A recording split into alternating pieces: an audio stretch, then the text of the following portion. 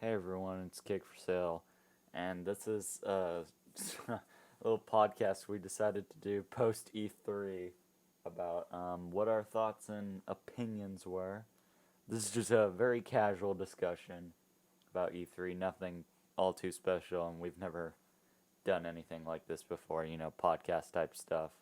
So if you care to hear our opinions, sit back and enjoy 2 hours of content and I'll leave timestamps in the description in case there are only certain games you want to hear us talk about.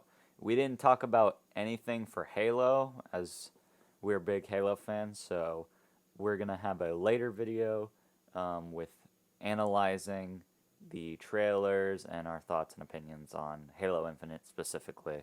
So this podcast will focus on every other aspect of E3, as well as some of Elden Ring, and yeah. So hope you enjoy. All right, this is going to be a very casual discussion about E3 this year. Oh, obviously. What'd you think of E3 this year? It fucking sucked. Dude, I love video games. I love video games. These video games stunk ass, dude. Any thoughts? Gaming. Dude, Forza 5 looks like a racing game. It does look like Yeah. a racing game. It looks like something I could drive my car in. Yeah. Um, All right, well, here's what we'll do actually. We're going to go down the schedule in a chronological order based on the Wow. day of things happening. Okay, And so not all of us were here for these events, so those who were there or did their research. so literally just maybe me and Noah. hey, I watched Microsoft one. I actually watched that one live. All right, so I watched Phil Spencer at the end. day one was Ubisoft, Gearbox, whatever the heck Game Beats is. I didn't tune in for Game Beats. Day one was literally just Gearbox and Ubisoft. All right, so how was that? I know there was a Rainbow Let me change my Six lights. something. Rainbow Six something. Rainbow Six, Shows you zombie it goes to thing, show alien how thing. knowledgeable I am on all Ubisoft- the E3 events. Oh, my glasses. Ubisoft was not that enjoyable, if I'm being completely honest. Really, all they talked about was Far Cry 6, which doesn't look the greatest, but it also doesn't look bad. But we haven't seen really any gameplay, so they talked about Rainbow Six Extraction. The cinematic looked really nice, but the actual gameplay just kind of looked mediocre. It just looked like Siege, but with zombies. Um, Um, hey, a resident Rainbow expert. Wasn't there a DLC or a thing for Rainbow Six in the past which had zombies? yes, there was an event that came out during Operation Chimera.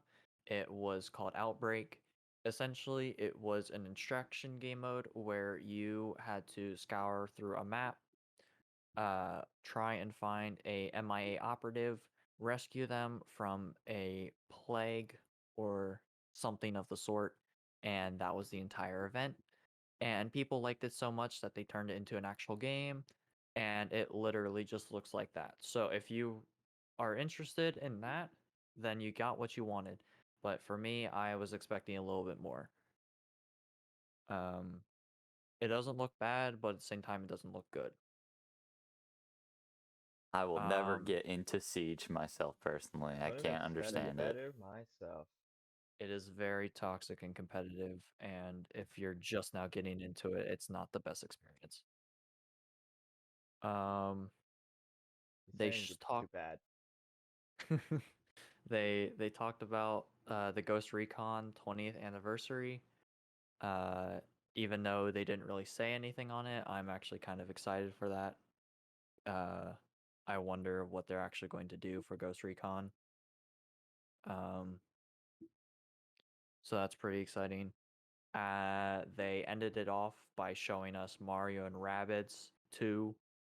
I forget what Yeah. I forget what the game is like actually subtitled, but I mean, I'm not a big fan of it, but I know a lot of people are. Oh, I'm a so, huge fan of it. Let me tell you right now. do you even own a Nintendo Switch? Nope. I'm so, Yeah, I'm didn't think so so. Get hyped. I'm schwacked, so nerd. hyped. I'm so hyped. And then James Cameron's Avatar. What? Okay, so what actually do we know about that? Nothing. Oh, we know nothing. It was just We announced. literally just know that the game is coming, and they showed off a trailer where it seems like you play as the blue people. Interesting. I hope you get to play it so the humans do. I want to play as the Marines. It's a yeah, I don't like the Avatar movie, but Really? curious to see what the gameplay is like. Yeah. Gearbox was kind of disappointing. It was just a half hour of them talking about the Borderlands movie, saying that it's going well. They talked about a sequel to a game franchise that I hadn't heard of, nor anyone else that I saw in chat had heard of, because the last game came out in like 2003. And then they talked about Tiny Tina's Wonderlands, which is a spin-off of a Borderlands 2 DLC that's based around Dungeons and Dragons.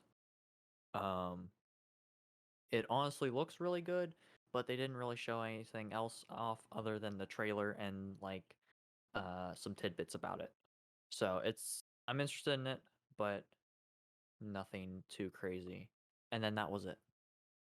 What an eventful day one, am I right? It was very much. It was, dude. You had to be there. Sunday, June 13th. We started Big off day. with 24 Entertainment's NARAKA Bladepoint. I don't even know if I said that right, honestly. It was an MMO that got announced that I didn't tune into, even though I really like MMOs. They showed a trailer off for it afterwards. It does not look that good. And the whole presentation for that was literally just that one game. So there's not really much else to talk about it. That's excellent.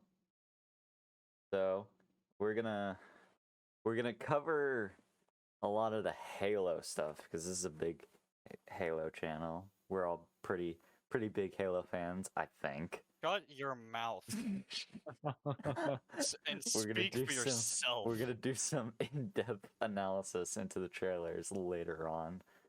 So at the 3-minute and 42-second mark, you can.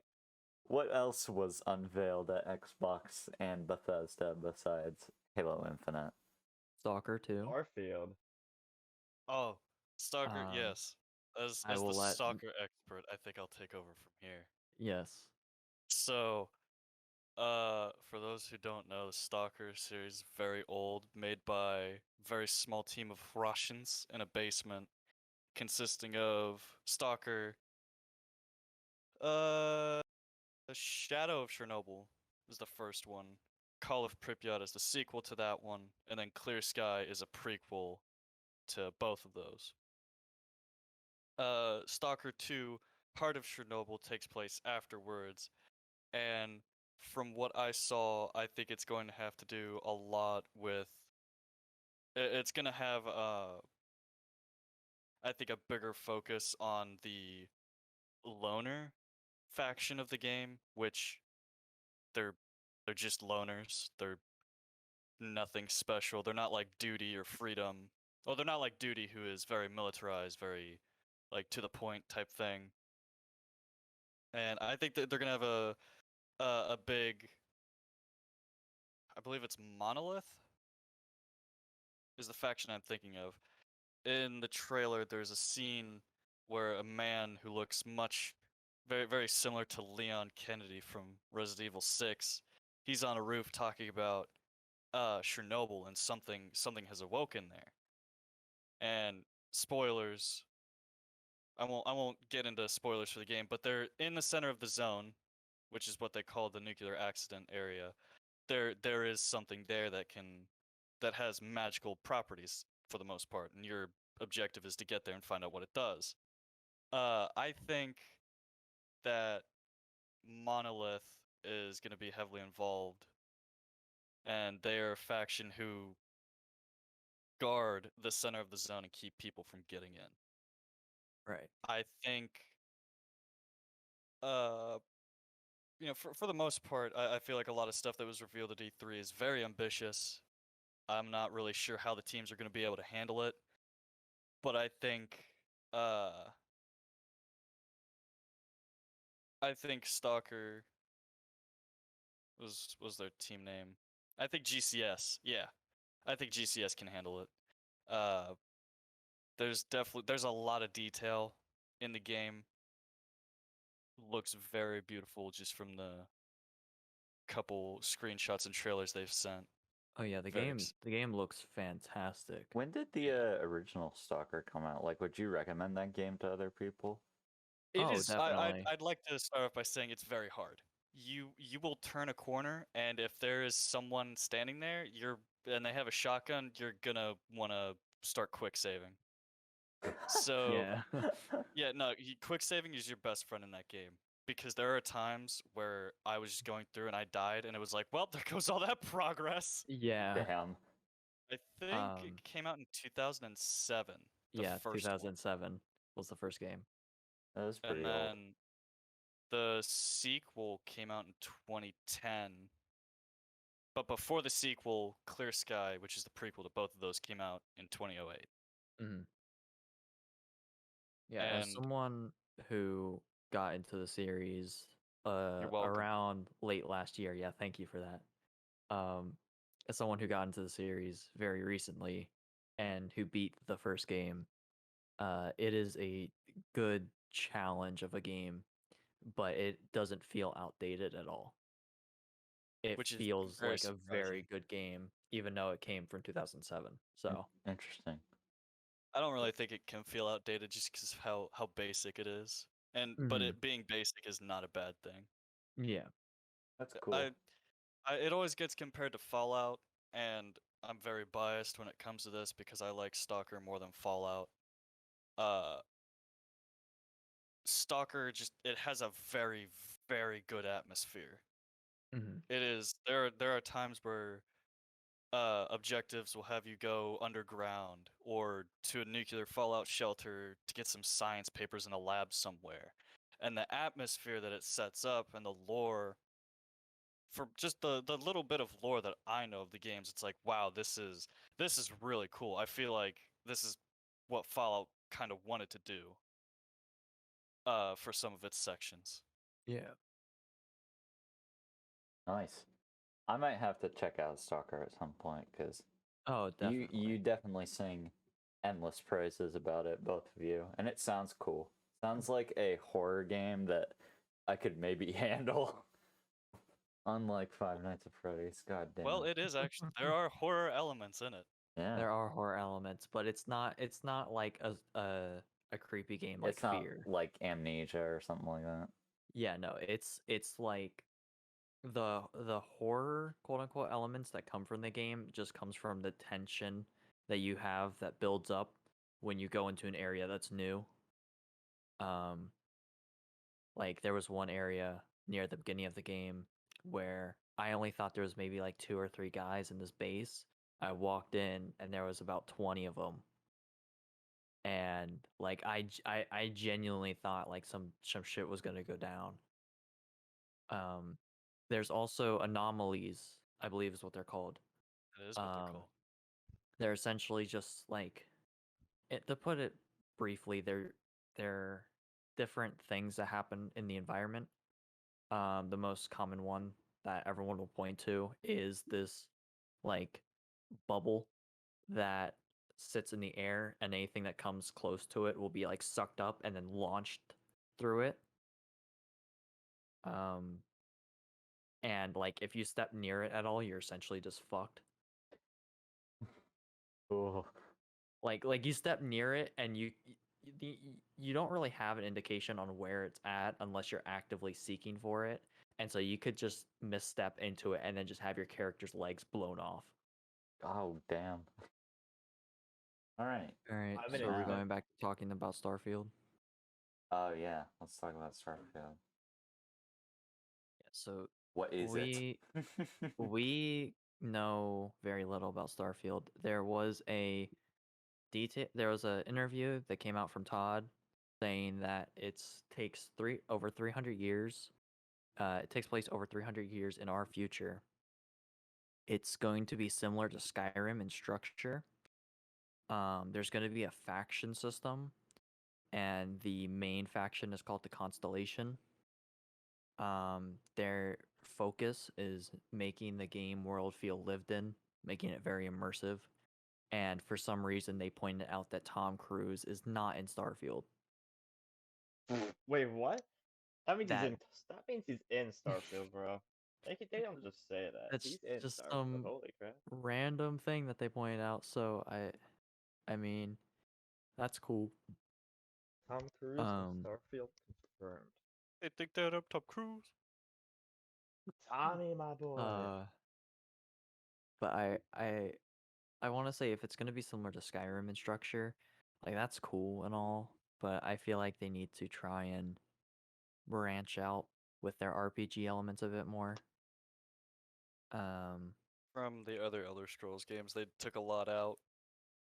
Yeah, I don't know if it's just me, but Fallout and Skyrim are very similar to me. Like Fallout just feels like post-apocalyptic game with guns. Skyrim feels like the same game but set in medieval times with swords and magic. Like Well, there's if you're very tired of little Fallout, I have a great yeah, I have a great trilogy for you. Really? Do tell. It's called Stalker. That's incredible. All right, now I'd like to bust out my Um, 500-page essay on why Stalker is one of the greatest games ever made. You want to please sit down, fasten your seatbelts, and put on your 3D glasses because it's coming at you. But yeah, I feel like they need to do something new. And obviously we won't really know what the gameplay is like until we see gameplay of it, but I feel like it's not going to be super exciting unless you can do some cool shit with the um like the spaceship and everything. Dude, Yeah. all I can say, bro, is sci-fi is one of my favorite genres of media. Mhm. So I'm optimistic, you know? Yeah. Cautiously optimistic. But Mr. Kojima's taken an interest in the game. Bethesda's track record recently. Yeah, Yeah. Fallout 76, we don't talk about that. I still They're can't still believe marketing that. Like, Yeah, why? they actually showed that off, and they're still supporting it somehow. Yeah, I they're was still watching that adding and I a was like, DLC to it. what? Wow. I'm amazed. I So, am why don't we next. talk about I'm going. the closer game? What's this Red Line is what it was called? Redfall. Or Redfall? I think that's I what it think was Red called. Line's a movie. Redline is a movie. Let me What's find Redfall it. about? Redfall, yeah. So it's made by the same people who worked on Dishonored and the Prey remake, Arcane Studios. From the looks of it, it seems to be like a team-based shooter against vampires. The four main characters we got to see, there was a sniper dude who seemed to have like essentially lock on with his one eye, and he had He was hacking. a cloaking ability. There was the one chick with the pump action shotgun. She seemed to have psychokinetic uh, abilities and was able to manipulate the objects around her. There was the one dude with the camera. I honestly forget what he did. Um, I think he was using some sort of explosives, but I could be completely wrong. And then there was the other girl in the trailer who used an AR with a bayonet on it, and she had a turret dog robot thing. Now, Um, when you describe this, I mean, it almost sounds like a similar concept to Left 4 Dead, almost. It seems like Left 4 Dead, but with vampires and abilities, which If that's the case, I'm all for it. Like, I would be very interested in this game if it played out like a similar, like, Left 4 Dead type game with, like, just super cool abilities and everything. Yeah. I feel like that would be very nice. That'd be a fun game to co-op in, I'd imagine. Mm-hmm. Since we're already kind of talking about this type of genre, why don't we talk about Back for Blood? Oh, Back for Blood. I didn't really tune into any of the Back for Blood stuff. I know that they showed off PvP multiplayer. Oh, didn't even know that was a thing that they were gonna have. Yeah, you can play as the Yeah. zombies. Yeah, you can play as the zombies. It's like the Oh, that's right. It Uh, reminds me of that Gears mode.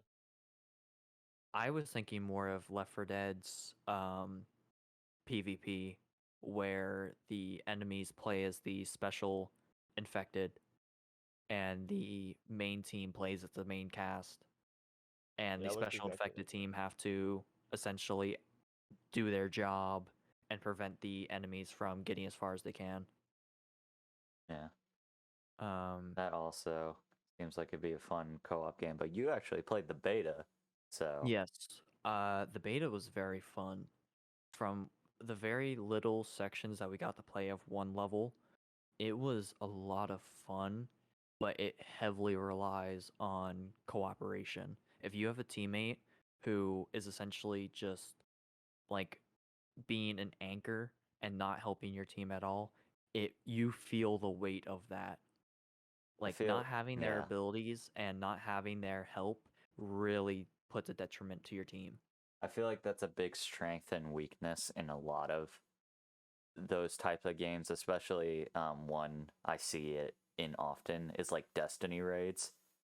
Because Yeah. if you have one person that's like, you know, falling behind or slacking, something like that, it could cause the entire team to fall, which could Mhm. be a good thing for a game because it promotes this heavy cooperation and a weakness, you know, in case you don't have that party when you lead size. into Destiny 2.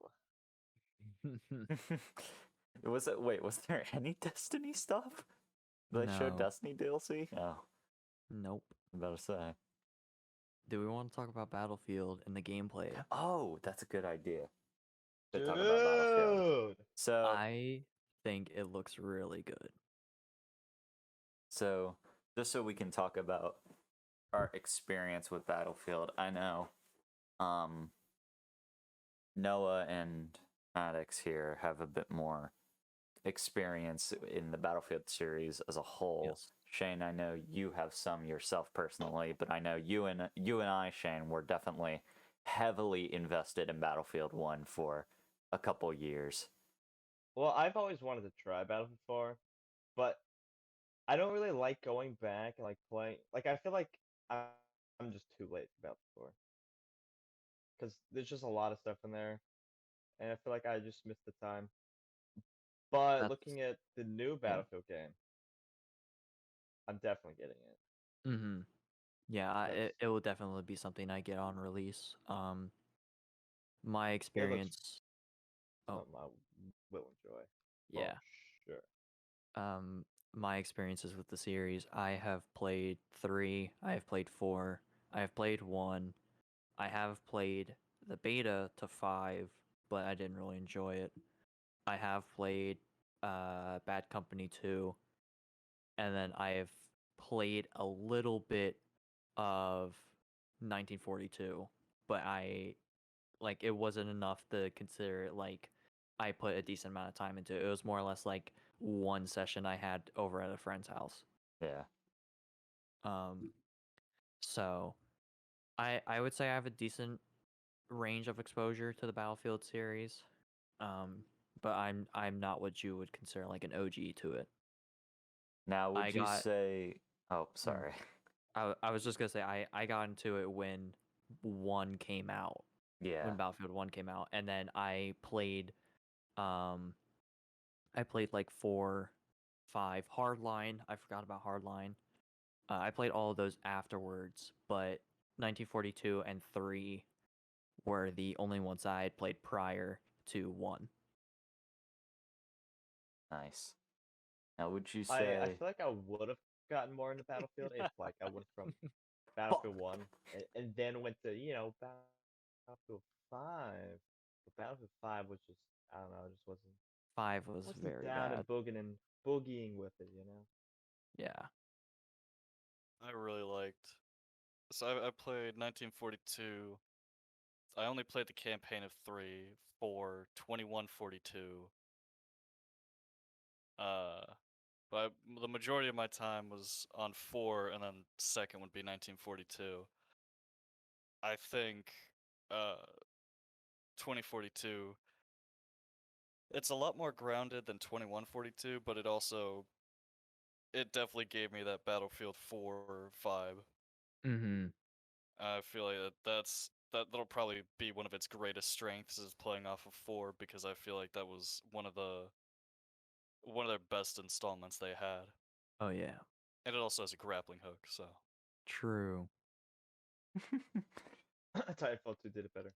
What? this guy gets it. Oh, I was gonna say it. He beat me to it. Here we go again. What were we going to say, What's Noah? up with grappling hooks all of a sudden, bro? Like, I just, you know? well, What's up with that? maybe because we haven't seen much of it yet, but I myself don't know what will make this game stand out from the rest of the games. What like is there like something that's like extremely new to look forward to? Because I I mean, Weather know, system. yeah, the it's weather a system battle. is the one I do know. It's It's kind of just bigger. a battlefield. Yeah, it's bigger than every. It's not just a 6v6 or a 4v4. It's a 120. It's the total population for a map is 125. Nice. 128. 64. It, Yeah, 64 on it's each side of it. 64 the if he's biggest in this game that 64, they right? have been ever. Yeah. Yeah, it's the biggest battlefield. Yeah. Bigger is better. That's what they say. That is true. I really do think that this game is going to do well. Having having vehicles locked, or not locked, but tied around the whole point system, and being able to call in vehicles rather than sitting in a menu spamming A, Yeah, trying to get a vehicle of your choice. that's like half my playtime in Battlefield 1. Yeah. Being able to customize attachments on the fly, that's very Yeah. nice. I think the specialists are going to be an interesting take on the class system. Overall, it looks very good, and I'm stoked to try the beta. Yeah, I am. I will definitely be needing to try the beta on that as well because I too was not very impressed with 5's beta. I thought I was about to become a fan of the Battlefield franchise after how much I loved Battlefield 1, but I've never branched out, unfortunately, but this does look like something I will have to pick up for myself, and that will also seem like a fun cooperative type game with cooperative situations, but lots of fun to be had for individuals and people playing with large groups and squads. Yeah. So Forza Horizon Oh. 5, Oh right? my god, Dude, no, dude. Look how real the cars look, bro. I They look can't real. believe it, dude. car. Forza Horizon 4, those cars, I was like, that's not a car. That's not looks a car. nothing like a car. They finally got it right How am I after supposed to get home now? after 5 You know, I games. think The they car finally made a finally car, looks you know? real. Hades. Wait, Hades is finally coming to Xbox. hey. I I hope it's actually watched cheap. it. I was like, wait, it's not on Xbox? No, It's it was like a it's Switch like game, right? $20. No, PC and Switch, yeah. But yeah, Hades is like $25 on Steam, so I wouldn't be surprised if they made it like 25, maybe 30 on Xbox. So that's pretty cool. Yeah. I've checked it out before, but I don't own it. So maybe this will finally get me to push to buy it. Or I Obviously, might just buy it on PC. it must be really good since it won a couple of awards at Game Awards, and Yeah. well, actually, You know that what else? doesn't Won a say couple It got- awards? it got nominated. Yeah, I was gonna say that doesn't mean crap, bro. Just the fact that it got nominated was really cool for an indie game that came out to be Sure. nominated for it. That's a very big achievement. Yeah, not many games have pushed that. Mm-hmm. It definitely it's a roguelike, correct? Yes. I think that's what it's called. Yes, a roguelike. Yeah. Looks pretty good. Yeah. Slime Rancher 2. Do we have any comments Oh, about is that what Slime that Rancher? was? Yeah. I Does it have still don't co-op? understand why all my friends are addicted to Slime Rancher. Right. You know, I ask them why you play this game, and they're just like, I don't know, it's just calming. Yeah, I couldn't get into it. I just didn't see the appeal, but apparently people who really enjoy it really enjoy it. To be fair to those people I just insulted, that's like sometimes what I say about like why do you still play Minecraft? I don't know, it's relaxing. I don't have to think. Yeah. Think about them diamonds, bro. Did they show Um, any Minecraft? Like, did they show? No. Yeah. I wouldn't They think did. so. What is Um, Microsoft thing? So I didn't know if Yeah. you know. Caves and Cliffs Among Us. Part 2. Oh God. Among Us coming to Oh, Xbox. no. Let's Among talk Us about it, bro. coming to This is what I've Oh, been waiting Jesus. for, dude. I Now we knew have to living play it. up until this point. Is going to work. Now just we just are required to play it. yeah, just play it one time so I can show you my Jeff Cayley mask and then be done. Because I got it. I got the Twitch drop. And We'll play the Oh. game once. And that's it. that's it. Just never touching it again. Uninstall. Get the fuck out of here. Ugh. There's this. So, I know not everyone here is interested in RPGs, They better say but Among Us. This new there's RPG this... called Among Us just came out. No. There's this new RPG that got kickstarted a while ago. And it's coming out next year, I believe. It's called Eiyuden Chronicle. And it looks really good. It's like a blend of normal like anime art styles with 2D pixelation, and it gives off a very heavy Octopath Traveler vibe. And the game looks really good.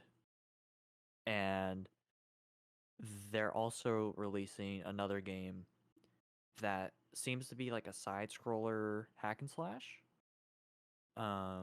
But there wasn't really much shown for that game, so I don't really know what to classify it. But I am really looking forward to it. And I would say if you're a fan of RPGs, check it out, because it might just pique your interest.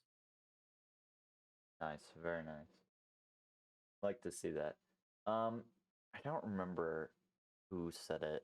It might have been. I was listening to a podcast with I think it was the podcast with ProZD and Miles Luna, and Miles Luna made a comment about how he sees that like Sony is, you know, sticking to their guns with their strengths right now, which is all, you know, these huge AAA story based games.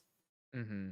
Whereas Xbox is kind of embracing this whole Game Pass thing now, and the amount of studios they have to not necessary. It's like a mix between quantity and quality, where they're not like releasing like these huge budget games just all over the place, but they have like these like almost like if you could say AA games coming out and onto Game Pass and stuff like that, and not many games that people would be aware of, which is really good actually, because I would imagine promotes the game for being on Game Pass, and you know, makes it more accessible to players. So that's That's the benefit of Game Pass now. Yeah. Dude. Is Microsoft using all these studios they've acquired to their fullest extent?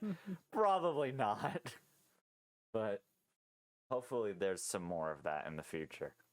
Yeah, the games that they showed off out of the like 15 to 17 Game Pass games that they showed off, only like 1, 2, 3, 4, 5, 6 of them are like AAA games.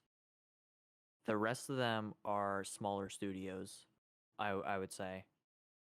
7 or 8. Around like a third to half of the games are AAAs. The other half are indie games or smaller studios that aren't quite as big as a AAA studio, which is very nice to see. It's a worrisome thing to know that a company gets bought out by a larger studio just to be shut down and have that manpower be moved to another studio that they have in mind. Seeing Microsoft, Hey, please come work on Sea of Thieves DLC. right, like Not having even please. You will work on Sea of Thieves DLC. will work on Sea of Thieves or you will be fired. It's either or. Awful. But seeing Microsoft buy these companies and actually say, hey, we'll help you make the games you want instead of shutting them down and making them work on other things, it's very nice to see. And it's a very good step forward for game companies in the future that will do this sort of thing. That's good. What we'd like to hear. Yes. But that was a majority of what was shown off at Microsoft, unless anyone else has something that piqued their interest. Sea of Thieves. I'm kidding. Sea of Thieves. Dude, Jack Jack Sparrow Sparrow. and Sea of Thieves. Holy. Dude, What a I've twist. been waiting for this since I got a jar of never. dirt. I hope I can recreate that scene in Sea of Thieves. All right. Now the one I know Maddox is so excited about. Square Enix. Oh, What a boy. fun-filled I think we can presentation, skip right? this one. All right, Not a so whole lot happened for this, so we don't really need to focus on it. All right, so Marvel fans, hear me out. Dude. Y'all are a good bunch, right? I know No. you like your games. I know you have your fans, but I do not give two fucks about a Guardians of the Galaxy game.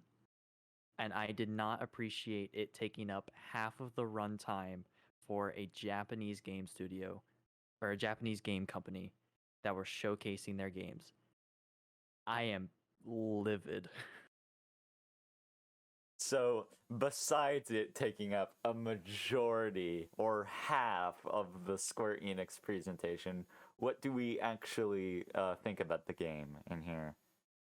The gameplay looks boring and bland, and it looks very similar to other PlayStation games. And it just doesn't look inspired. It just seems like another typical third person over the shoulder story game. The character designs look really good. I don't know if anyone else I has a agree. different opinion on No, that. I actually do think they look good. I think one of our friends mentioned that they were thrown off a bit by the designs. Mm-hmm. I don't like some like the Drax one That was is me. the Drax one's a little weird to me. I think that's the only one I think is a little weird. Drax and Gamora throw me off a lot. Yeah, Gamora looks kind of weird, but I think it's a little closer to her comic book design. Yeah. So I'm a bit more okay with that. But no, yeah, the game like looks good, and the writing isn't really like all that horrible. Like I thought it was gonna be. It's full of with a bunch of one-liners, but that's just kind of Guardians. Yeah, it's got to be That's- quippy, like, that's their style. Yeah. That's Yeah. how they've been, that's what they're known for, since the 2014 movie came out. Mm-hmm. That's their charm.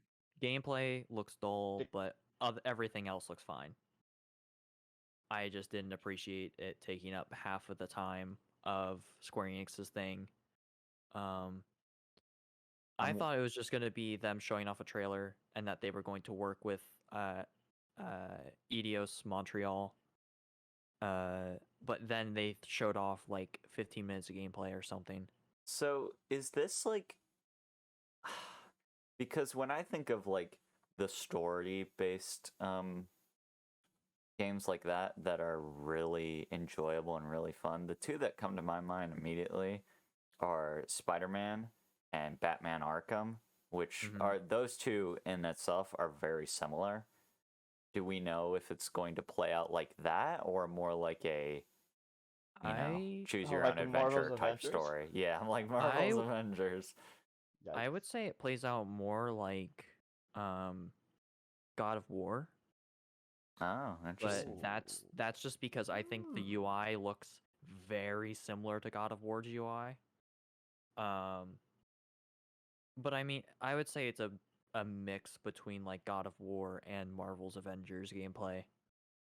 That's why I just kind of think it looks uninspired and bland because it just looks like other games gameplay, but with a new coat of painting and Guardians of the Galaxy over it. Gotcha. Yeah. But that's just what I think.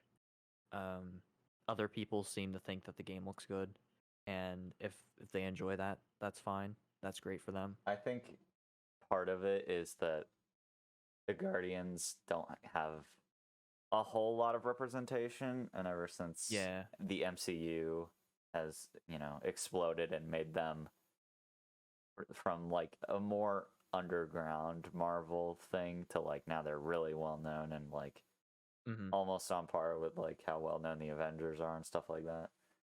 It's just they have this charm that was sparked with the movies, and I think this is really the first big proper game where they're gonna get their time to shine. Yeah. So I think that is hyping a bunch of people up, and I don't think it's entirely misplaced personally. I wonder. So, do you think this Guardians of the Galaxy 3 is gonna be the last one of Guardians of the Galaxy 3? Because I know for sure it is Drax's, I forget his what's his face? What's his name? It's like Dave Bautista or something like that. Dave Bautista, yes. He said it is for sure his last time playing Drax. Because he said he's getting too old for that. So I wonder. It very well could be the last movie. Yeah. Well, also, I don't think Guardian 3 comes out till like 2023 or something like that. From what their schedule said. Remember when like they released that one trailer that showed like the release dates of tons of things coming up? And Guardians 3 was like one of the way later projects. But it's also, this delves into a whole MCU theory that we'll just briefly talk about, and then we'll go back to the games. But since at the end of Endgame, Thor is now with the Guardians, so are we going to see all of the Guardians in the next Thor movie that comes out before Guardians 3? Or is Thor going to go off on his own thing? So I wonder how many movies Dave Bautista has in him still in the MCU. Yeah. I know for sure one of them is going to be a Guardians and Thor movie. Is it a Guardians movie with Thor in it, or is it the Thor movie with the Guardians in it? I don't know which one. Yeah. But it's going to be one or the other. I have a feeling Love and Thunder, Thor Love and Thunder. That's right. That is what it's called. Have Guardians in it, maybe. Which one comes out first, actually? Thor. Okay, probably that one then. Yeah, maybe in that will also be the end of Thor's story. So. No, I highly doubt it. Well, Chris Hemsworth has been playing Thor for quite a while. I think Chris Hemsworth said like before Infinity War came out that he was close to being done playing Thor, and obviously that didn't happen, but surely we gotta start wrapping up some of these characters, right? Maybe I'm wrong though. We'll see. And we'll see what their contract says with how big that paycheck is. Then I'm they'll sure. keep doing it. So other than Guardians, there was also Marvel's Avengers DLC shown off. Snore. Final Yeah, it was Fantasy. It was What'd pretty you much think? Snorefest. So I have a lot of mixed things about Final Fantasy, but I want to talk about the remasters first. So Final Fantasy 1 through 6 are all of the games that came out on the NES, all the way up through the SNES, and on the Game Boy and the PS1. Um, so 1 through 6 are getting pixel perfect remasters. So essentially, they're bringing back the old games and doing their best to maintain the original art style while also making it look really nice on modern displays. The only thing is, this is only coming out for PC and mobile. This is a big deal for a lot of different reasons, but it just doesn't really make sense that they're not releasing them on consoles, especially the Switch, because old school Final Fantasy games would totally work on the Switch.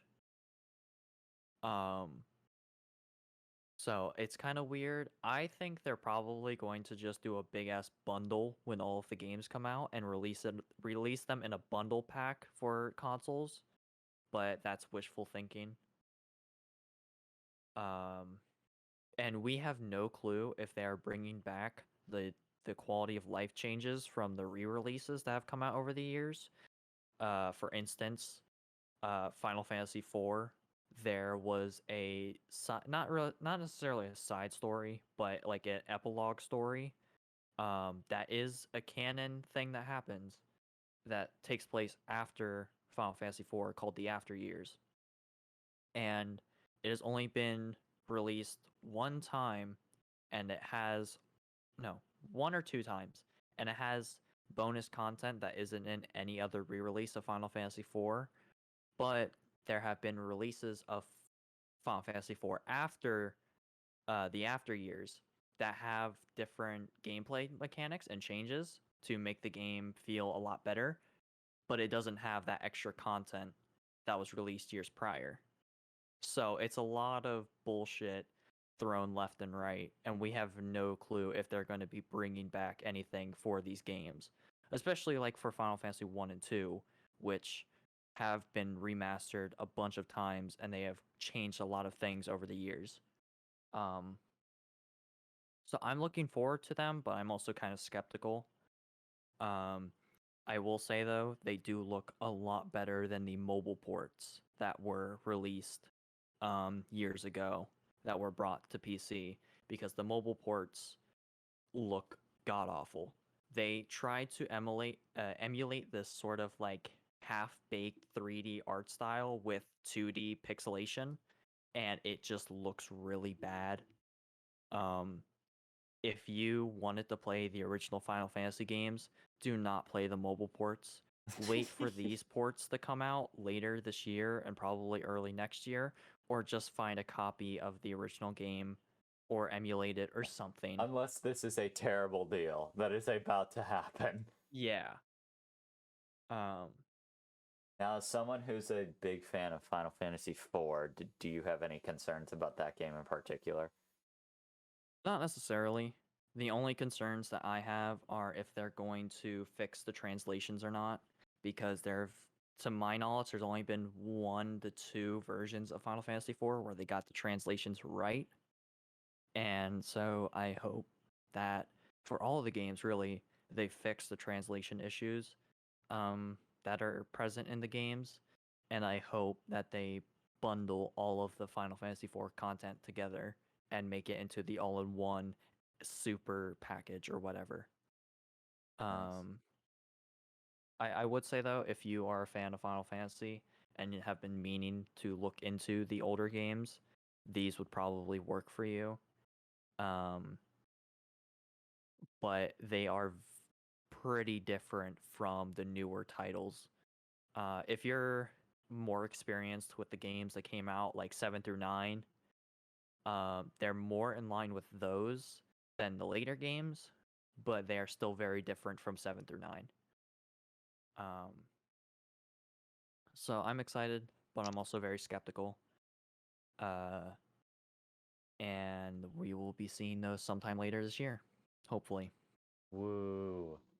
Um, on the topic of Final Fantasy, they ended it off their presentation with a new Final Fantasy game called Final Fantasy Origin Stranger of Paradise. Now, there's a lot of mixed reactions for this game. Was this the prequel game, right? Yes. Well, we have no clue if it's a prequel or not. I think it's a prequel. Some people think it's a retelling. Some people think it's a pseudo retelling. So it's like half new stuff, half like retelling stuff. Um I I don't know. I'm very indifferent about the game. Like I kind of thought it over and I kind of looked at it and I'm very indifferent. I think the game is like visually looks really good. I think people are over complaining about, how it looks and the art style and everything. I think it just looks fine. It's not the most stunning thing in the world, but it's also not like hot garbage that everyone's making it out to be. Um, so it looks fine. The writing it's whatever. It's being worked on by Team Ninja, who worked on the Neo series. And the combat reflects that. Um, I'm not really too worried about it though because it looks similar to Final Fantasy 15 and the 7 remake. So I really enjoyed this game, so I think it'll work fine. The main character though, oh boy. What does I'll that mean? try I'll try to keep this brief, but the main character, his name is Jack, which makes no fucking sense. Well, it makes sense, but it doesn't make sense. Um, he's just some dude in like a random button-up t-shirt and jeans, and he's like claiming that he's one of the Warriors of Light, and that he's there to kill Chaos, who was the final boss of the original game.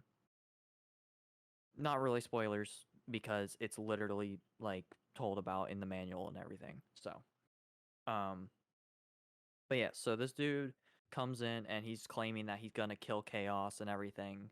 And the boss that he fights in the trailer is very reminiscent to the first form of the final boss of the original game. I'm blanking on what his name actually is. Um, it starts with a G. Uh, but essentially, it just seems like this is a prequel game. My theory is the main character is going to turn into the boss that he's fighting in the trailer at the very end of the game, and they're not the actual Warriors of Light, but that's just my sort of guess. Stranger of Paradise leads me to believe that there's going to be some sort of time travel or like space mechanic in the game that at least correlates with the story, because why the fuck is some random dude in like modern like clothing showing up in like a game that takes place in like the year 800?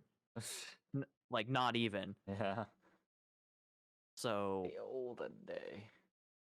so it's just very weird, and I think Stranger of Paradise leads something to be confused with time travel and all of that. But I'm interested, but I'm going to be skeptical of the game. And it's weird because this is the fourth time that they've done a World of Light, or not World of Light, a Warrior of Light redesign. We've had the original Warrior of Light in the first game who was in red armor and wielded a red sword. And then we have the typical Warrior of Light, which can be seen in blue armor with thorns and wields like a typical like straight sword.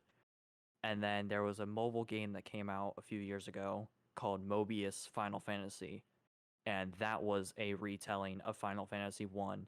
And the main character essentially just looked like knockoff Cloud.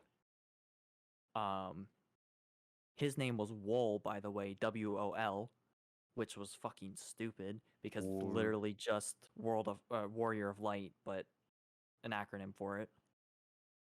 Um and now we have this modern dude whose name's Jack, who is very distinct and different from the rest of the cast and looks very similar to a character from 15 and a character from Kingdom Hearts. So I don't know. It's very strange. But I will definitely be keeping it on my radar. Interesting. All right. Um, But, uh, unless you got something else to say. I just want to quickly gloss over some other things that were shown off at Square Enix. Legend of Mana, a remake of a game that came out in like 1998. It's essentially just a classic JRPG. It's not necessarily the sister series, the Final Fantasy, but it's made by the same people who did the original Final Fantasy series. And Final Fantasy was technically included in the series at a certain point in time.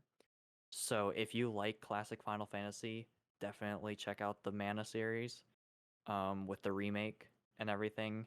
The other games are on the Switch, with like a full 3D remaster of one of the games coming out that came out I think last year, called Trials of Mana, if I'm remembering that correctly.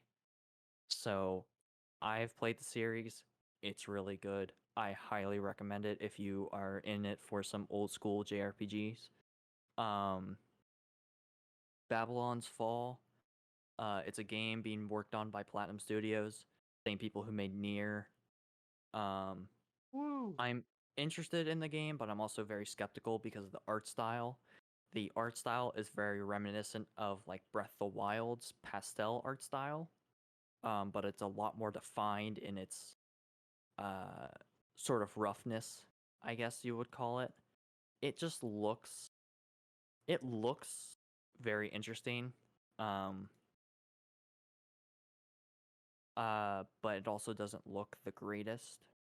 So I'm hoping that more gets shown off about it and they don't just show what they did at E3 and then leave us hanging until near release date. Yeah. And then they showed off some mobile games, but it wasn't really enough to mention. So that was pretty much Square Enix. Was there anything else on June 15th, or was that really it for that? Or not There June was 15th, PC June gaming. 13th. There was PC gaming show and future game show. Were those anything worth discussing right now? There wasn't really anything that showed up during either of those. There was one thing that piqued my interest though. It was a game called Soulstice. Um, the trailer really caught my eye just because the atmosphere it put off at first, and then the main character got shown off, and the main character has a eye patch. It's a female character with a floating spirit companion. She wields a giant great sword, kind of similar to Guts. I was She about to has say, I know exactly where you're going with this. just listen to this though. She wears an eye patch over her right eye. She has bandage. She has like casting, like an armor coating over her left arm, and her right leg is all bandaged up. So It's Guts, but a I'm. female. It's essentially female Guts, and there's a lot of enemies. There's a lot of atmospherical things that are in the game that are very reminiscent of Berserk. And I did some digging, and the company put out a statement back when Mira's death got announced, stating that he had a very big influence on the company that's working on it. I forget what their name is. Modius Games. Um, they said that they have had a very big impact with Berserk and Mira's other works, and it is very evident with this new game. Also, the music is fucking great. Like, Interesting. I am all for the music. The game is coming out next year, and it's like a hack and slash game mixed with um some exploration, and I don't really want to say puzzle elements, but I think there are some in there. Yeah. But the game looks really good, and for me being a Berserk fan, I'm definitely gonna check it out later. Oh, In the Made for coming you. months. Yeah, it's like made for me. Also, the main character has a beast form, which is very reminiscent of the Berserker armor's whole beast functionality, which is explained later on in Berserk, but is very well known if you've read the series. So Very cool. I'm gonna have there to check the was, trailer out for that one. oh yeah, there was one thing we skipped over that I just remembered. Elden Ring. Oh, was that shown off? I thought we had I thought only we were gonna gotten the save that till the gameplay end. trailer. That was no, yeah, that was shown off. Well, it wasn't shown off at E3, but it was shown off at Games Fest, which people are lumping into E3 because E3 was kind of dog shit. Well, and because Elden Ring is like the most anticipated game right now. Yeah. So, Elden Ring. Any thoughts on Elden Ring besides it looks great? I am so excited. There has been so much talked about it and confirmed. Oh, like, oh my god, I am eager to play this game. Do you have any thoughts on it, Noah? Well, being a Berserk fan myself, if you thought Soulstice had a lot of Berserk references in it, oh boy. Oh yeah. Oh, Clearly, George R.R. Martin is just stealing from Berserk. I mean, I didn't want to say it. I think the guy's a complete fraud. I've never heard of him at all. I don't know any of his notable, in air quotes, notable works. What the fuck is a Game of Thrones? I don't know. I think he made Was that that up. like You here for the last season, bro? Come on now. I think it actually looks very good, and I can see why they waited so long to show us something. Cause I mean, like, we're gonna talk about this later, but people were very concerned with the first couple things that came out with Halo Infinite. They were like, "Wow, Mhm. this doesn't look too hot right now," and then more stuff got released. They're like, "Okay, you know, it looks like it's a Halo game now."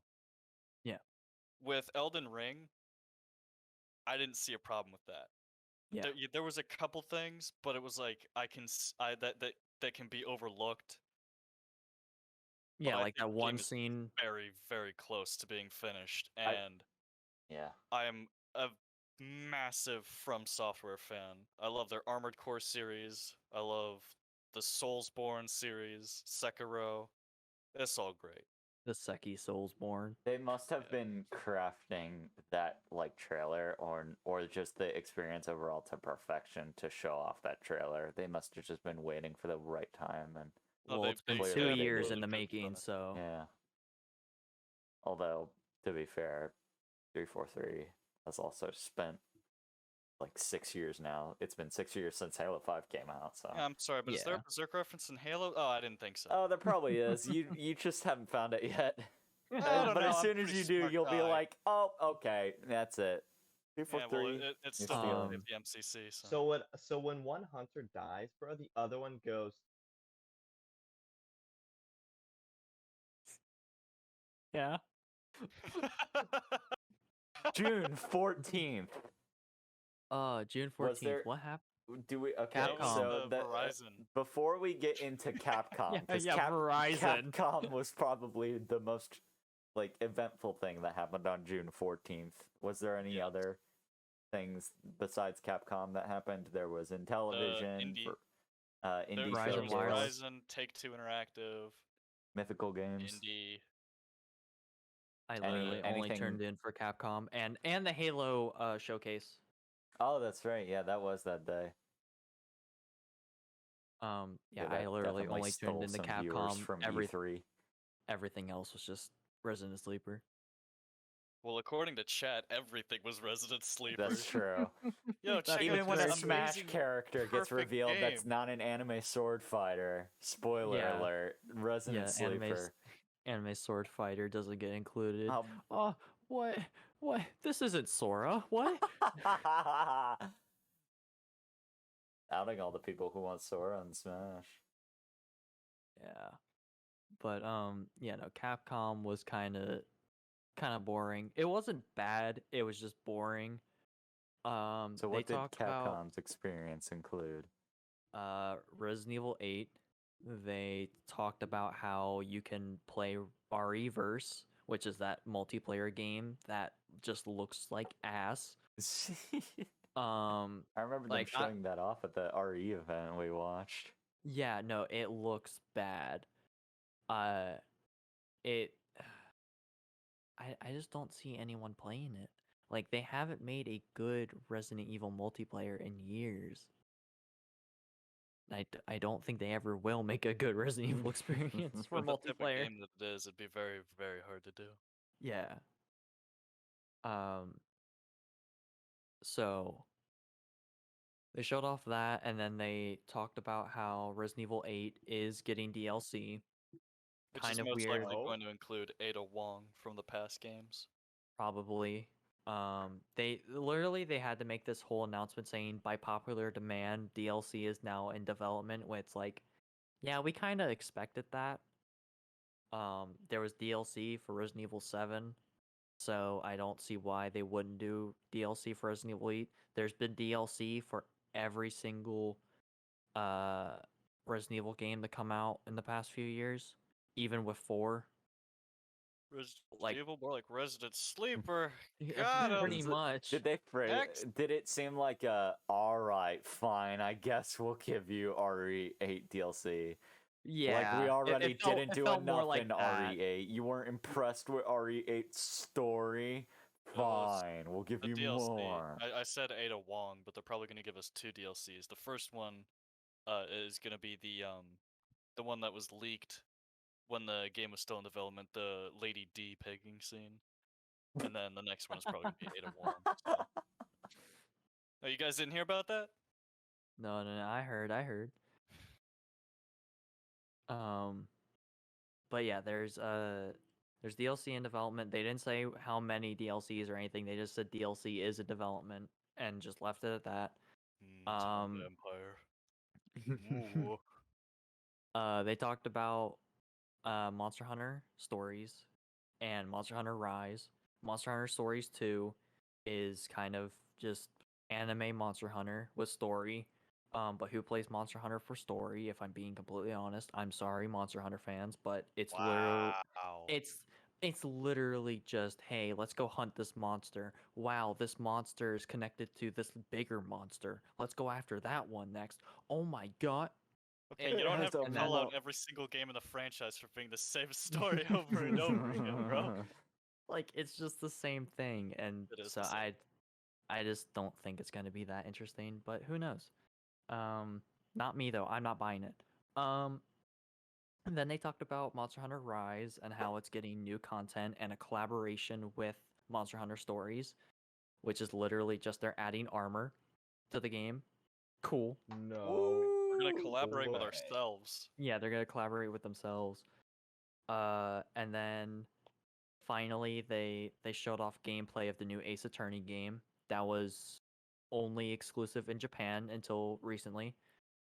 It essentially acts like a prequel game to the Ace Attorney franchise, which, if you're unfamiliar, Ace Attorney is a game where you play as a defense attorney named Phoenix Wright, and you have to defend your clients by gathering evidence, finding errors in witnesses' testimonies, and that sort of thing. It's a very good series, and I highly recommend at least checking it out. Even if it's not your type of thing, I would at least say check it out and look into it because it's a very good series and it has a lot of good story and dialogue. But I this new always, game, yeah, I Mm. always thought Ace Attorney looked really fun for some reason. It's it's very fun. it's not a type of game I would play at all, but for some reason it just has always intrigued me. The characters are very well written, and they're also they can be very wacky and whimsical at times. Like there's this infamous character, I don't remember her name, but she's essentially a clown woman. Oh, And yeah. And one of her animations she has is she'll take the straps on her clothing, pull them out, and it'll snap back onto her boobs. And then there's an alternate version where she does that, they snap back, and her boobs pop. Well, Because she has balloons underneath her shirt. Because she's a fucking clown. Yeah, we got more than one clown in this Discord call. Alright, hey. Dude, That was rude. Holy. we're all the Yeah, no. clowns here. This new Ace Attorney game is essentially a prequel where you play as one of Phoenix Wright's ancestors, and it takes place in Britain. Yuck. Oh, Okay. not a So fan of that. he was Oh. like hamming up Ace Attorney.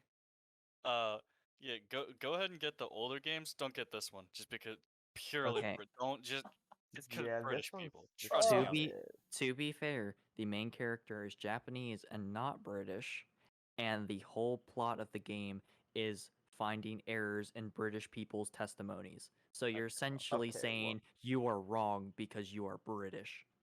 I like that. Okay, Yeah, you know, you he should got have me led on with that, bro. Come on now. Not the only thing that So- reminds me of a series that points out the flaws in the British.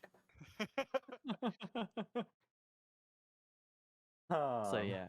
And then that was essentially all of Capcom stuff. Nice.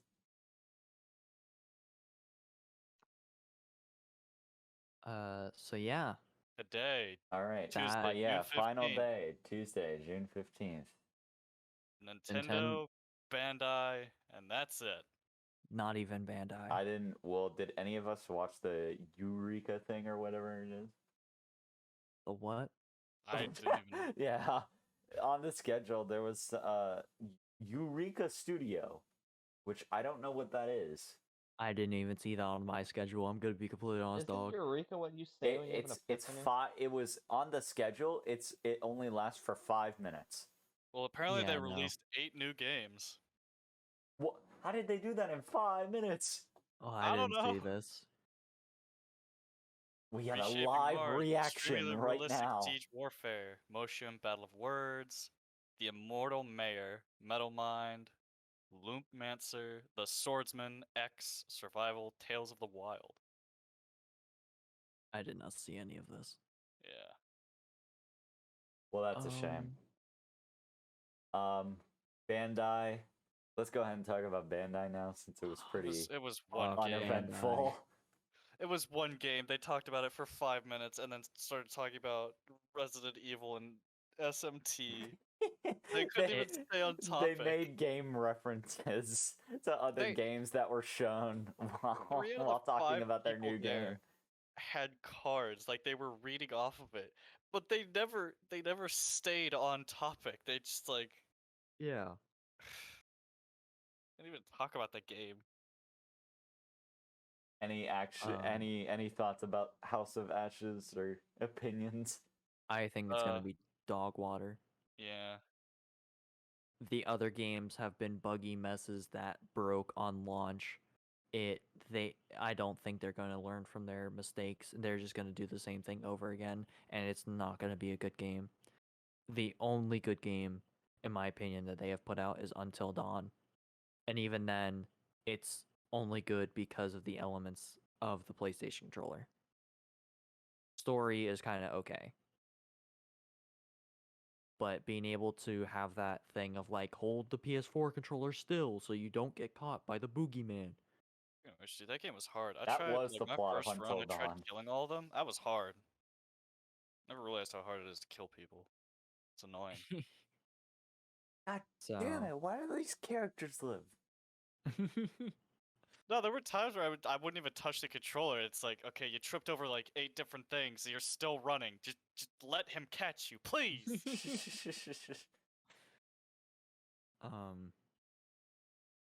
But yeah, Bandai sucked. Nintendo. All right, Well, now that's where Nintendo things also get sucked. interesting. Because Nintendo, I think Nintendo was definitely Nintendo probably had the best- strongest presentation this year. Nintendo had the best presentation. as per usual. Yeah. All right, so first off, our new Smash character. Our new Master Smash Chief. character. It's not. No, it's not. Doom guy. Yeah, it was Doom No. Guy. Crash Dr. Eggman. Bandicoot. Sara from King. Sora? You mean Sora? You Shit, fucking. I'm a fraud. I'm a fraud. I just spit all into my pop filter. That's Beautiful. what it's there for, isn't it? Yeah. Among Kinda. Us guy. So they added Waluigi- the imposter. Oh my So, god. Kazuha Mishima from Tekken. No, that's not who He- they added. Shut. How much longer can we ride this bit I'm out? Come on. sorry. All right. I'm the fighting game guy, man. I don't want to talk about fighting games. You're a big fighting game guy, and I now would they're adding say a fighting fighting game guy character to game. a fighting game. I would He's a consider big guy myself. fighting game. Yes. Yes. I am guy fighting game. I would consider myself a fighting game guy. I have been playing fighting games ever since I was little, even though I was bad at them prior. I would say I've gotten good over time. I have played pretty much every big fighting game under the sun. I have played all of the Guilty Gear games, all of the BlazBlue games. I have played most of the King of Fighters series. I have played the Fatal Fury series. I have played Melty Blood. I have played Under Night. I have played Tekken. I have played Street Fighter. I have played a lot of fighting games, including Smash. And bringing Kazuha from Tekken is really cool. I personally do not like Tekken. I just didn't really get into it. But I can definitely see his place in the fighting game scene, and having him in the game is a smart choice. Plus, knowing that Sakurai is a very big fighting game fan himself, being a very big fan of like King of Fighters, Fatal Fury, Street Fighter, and everything, I know that Kazuha is going to get a lot of love from Sakurai and his development team. And I think he'll be a very well crafted character with a lot of throwbacks and references to his series. Nice. And I remember you mentioning something that stuck out to me personally when we were watching the trailer was that you mentioned he had like actual combos. What do you mean by that? So, I might get flamed for this, but so he's people have been calling him a Shoto character, which to put it simply, a Shoto character or a Shotoken character is a character from Street Fighter, whereas a Mishima character is someone from Tekken. Tekken and Street Fighter are very different games, with Tekken having the Z-axis involved and Street Fighter not having the Z-axis. So they're very different games. I'm just gonna call Kazuha a Shoto character because he seems like one. He has auto turnaround. He has, from the looks of it, command inputs. He has all of that jazz. I'm just gonna call him a Shoto, but he's kind of just whatever. But other Shoto characters such as Terry, Ken, and Ryu, they have combo inputs. So like they have quarter circle forward, quarter circle backwards, half quarter circle, quarter circle. You know, like they have traditional fighting game inputs. And what they can do is they can use these normal smash moves as well as those command inputs and cancel their moves into each other like they can in their actual games. Kazuha has actual combo strings. It's not just like, doing the different inputs and having them play out, or like doing the different inputs and canceling them into each other. He has moves that are literally just combo strings. So you input it, you might have to do a little bit more than just input it once. But he has actual combo strings. Like the final move that they showed off was literally called 10-hit combo. And it was like, I'm pretty sure his signature 10-hit combo from Tekken that he could do. and it seems like he has a lot of variety built into his moveset and his kit. He has crouch dashing, which allows him to go through projectiles, so he's going to be a very strong closer character, and he's going to be a rushdown type of character, in my opinion. He's going to have a lot of variety when it comes to air combat and ground combat. He's going to have lots of ways of keeping his opponent close to him, but also having ways of pushing them away when he needs to. He has a comeback mechanic from the looks of it, where he has his demon form. I assume it's going to work in a sense of like a mix between Arsene and Sephiroth's Wing, where Sephiroth's Wing gives him like super armor and the ability to move faster, but Arsene gives him like enhanced abilities, enhanced strength, and some like stronger moves. And also he gets another jump. So from the looks of it, his demon form is going to make him very strong, but I don't see it being something that he keeps forever. I think it's going to have a meter. Yeah. Or it might Or also until work in he this. gets KO'd or something. It might work in the same way as Terry, where once he reaches a certain percentage threshold, he gets that power. But we won't know until the gameplay comes out from Sakurai on July June 28th. Or June 28th, not July. The stage also looks really cool. It looks like it has walls built into it. So it's a closed-in area like King of Fighters, the King of Fighter stage. But they did show that the walls can be broken. So it's very reminiscent of Luigi's Mansion in the fact that you can break shit and have the map change. Oh, that's pretty cool. But yeah, overall, I think he's going to be a great character. I'm sure he'll be very good in the competitive scene. He looks very interesting. I'll definitely check him out. The stage looks fine, and I'm very excited for Tekken music to be in the game. Because even though I'm not a very big fan of Tekken, the music slaps. But that's also Nice. because it's a fighting game, and all fighting game music slaps. All right. Oh, I think that's about it for the Smash character.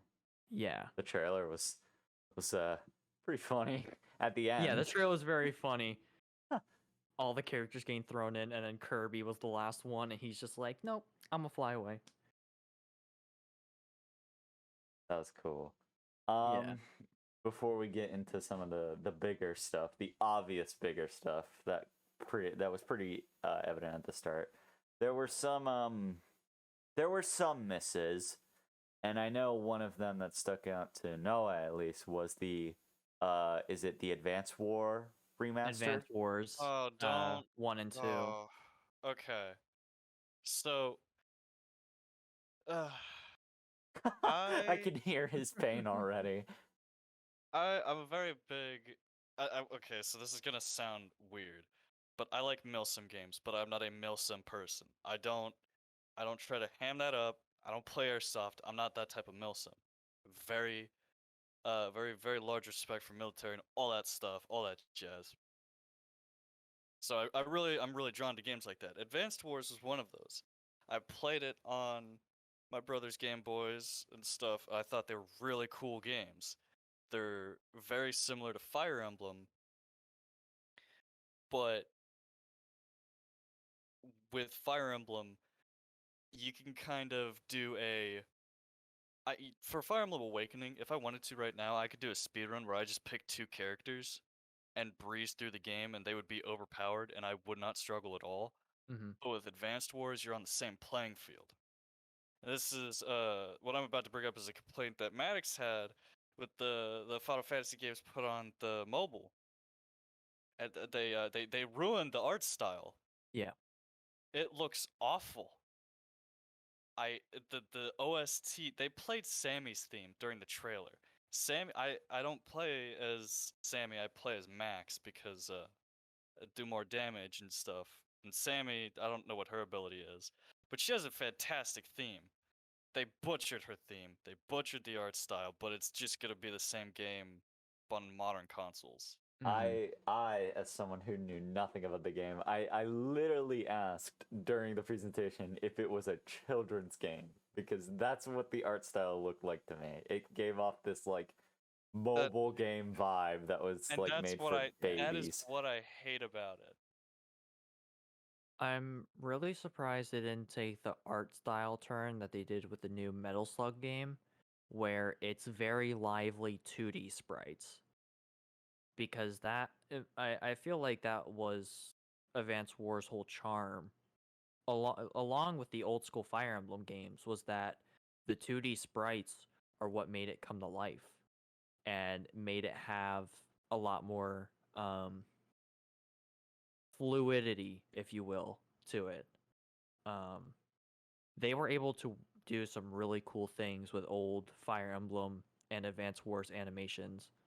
Oh, the And pixel art was phenomenal.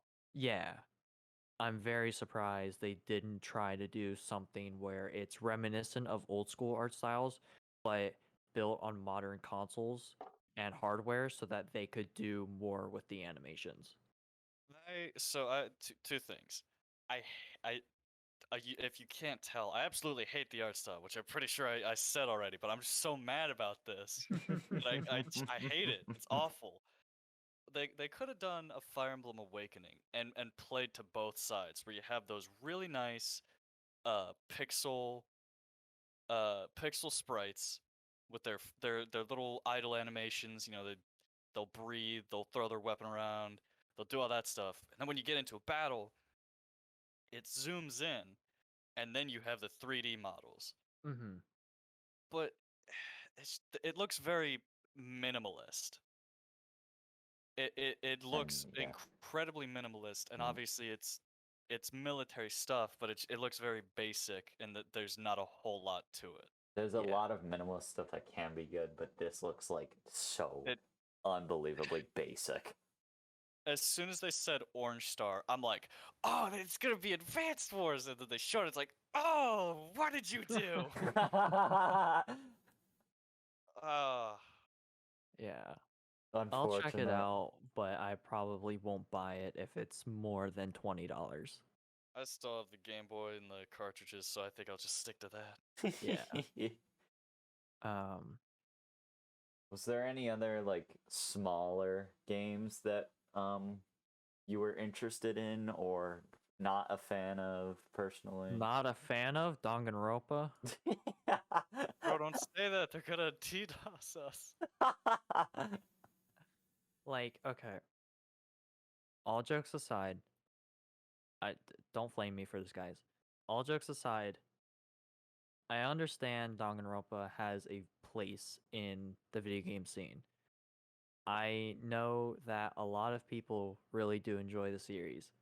I tried to get into it and it just wasn't for me. I felt like it was just a way too cartoony and not it was just a very weird take on like what Ace Attorney could have been, and I just personally could not get into it. I didn't think the writing was good, and I just didn't really like the characters. But I know a lot of people do like the series, and so having all three mainline games and a side game coming to the Switch in one package is cool. And those fans that do enjoy those games can like it. But for me, and for I can't say for you guys as well, but I would assume for you guys as well, I do we're not not plan on really playing these interested in it. games. Yeah, No. it's not a very big thing for us. No, definitely So, not. but I mean, it is cool that they are trying to bring all of the games together in one bundle, because they very well could have just sold them all separately, not bundled it together and called it a day. But the fact that they're bundling it together and at least trying to do that is a lot better than what a lot of other companies try to do nowadays. So, um, yeah. WarioWare. How dare you not like Danganronpa? WarioWare. WarioWare. WarioWare. I'm Wow. um I'm on the fence. I like WarioWare. I think the WarioWare games are really good. There can be a lot of creative things in this, I just think that this new one looks a bit bland. I I don't know. I just don't really like the whole character concept and how you have to pick characters to do the micro games with. It's a very, unique thing that they've done for WarioWare. And it's different for the series, but I just personally don't really like that. Um, but I know a lot of people are excited for it. So, what are your guys' opinions on the new WarioWare? I don't know It doesn't anything really look like about. they changed a whole lot from the old game. Dude, WarioWare is my jam. I love the WarioWare map in Smash Bros. Brawl. I think it's really fun. Is that the only WarioWare thing you know? Yeah. When I was little, I went into training mode and played the mini games. I didn't even like try to learn how to play Smash. I just played the mini games on the map. No, yeah, the WarioWare stage in Smash is really fun. Is that in the Pro Scene? What do you mean? Is the WarioWare map in the Pro Scene? Like the Pro League? No, no. It should be. It's no, the reason why is because you can play a character like Roy. The map is very small, so if you play a character like Roy, off spawn, you can literally do a short hop nair into a um into a forward tilt, or no, an up tilt into a smash attack and kill in like the first 30 seconds. Well, that's actually kind of impressive, but I was gonna say like best 2 out of 3, whoever doesn't fail the challenge in the map. Oh no, all hazards on the stage are off. So even if the Oh, stage was that's included in the competitive dumb. scene, they wouldn't have the micro games. Imagine. That's dumb. Although you could probably find a competitive scene that's for casual play where they have Do I those look like things a turned filthy on. casual? No. The answer's yes. So, WarioWare seems interesting. The new Golf, Mario Golf. Mario Golf. Um, even though I'm not really interested in the Mario sports scene, I might get it. It looks fun. It might be something to fuck around with for a few hours and boot it up when I'm bored. Um, kind of sucks that you can't do like split screen multiplayer, but I mean, it's better. I think the multiplayer they have is fine. I just wonder how they're going to do content updates because they said they're going to regularly update the game. But if I remember correctly, they also said something similar to that for Mario Party, and the only update they got from Mario Party was being able to play the boards online, and that came out 2 years after the game came out itself. Jeez. So, um, yeah, that might be a big fat lie. Speaking of Mario Party, new Mario Party game. Mario What's Party, up with yes. that? Why is the new one? I don't know. It's really interesting that they're making a new game and not content for the new or for the game that's already on the Switch. Um, Is it just a minigame collection? no, it has boards and everything. They are bringing back boards from the old school Mario Party games, like 1 and 2. Maybe it's like a remaster of like the fan favorites for minigames It's and for maps. it seems to be, which is just a weird choice because it looks like it's using the same engine as Mario Party, or Super Mario Party.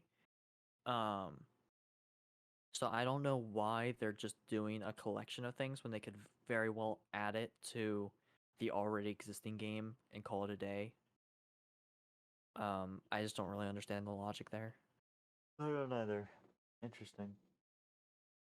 Um, Super Monkey Ball. Oh yeah, super. I forgot about Super Monkey Ball.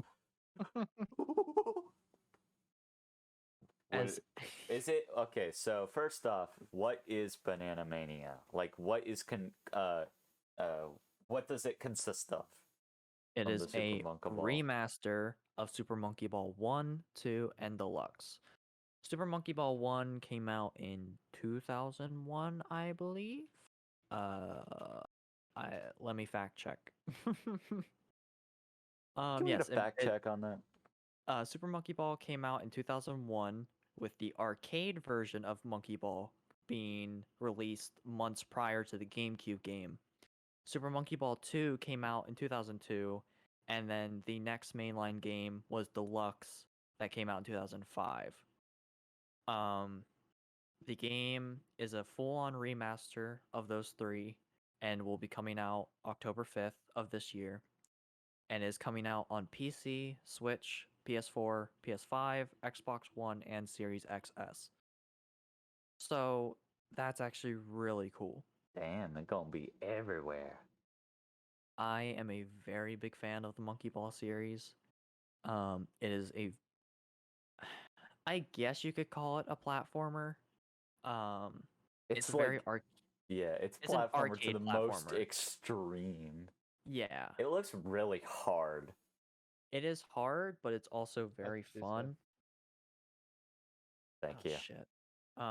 It is a very difficult game, but it's also very fun and fun to master and learn. The music is really good. The announcer's funny. And the characters are just really stupid and and funny. Yeah. I have played 1 and 2. I have not played Deluxe. I have played Adventure, which was essentially a Monkey Ball RPG. Holy shit! Why? I don't know. I didn't get far in it. Isn't that just totally taking away the gameplay that is part of its charm? Yeah. Wow. And then I have played the Banana Blitz remake. But that is my only experience with the Monkey Ball history. I would really like to try and find the original Monkey Ball arcade game, but those are super rare, and I don't think any like arcade games or arcades have it unless you like go to Japan. So, Are there any British people in Japan? no. Not to Not my yet. knowledge. Hopefully the Code Geass future does not play out.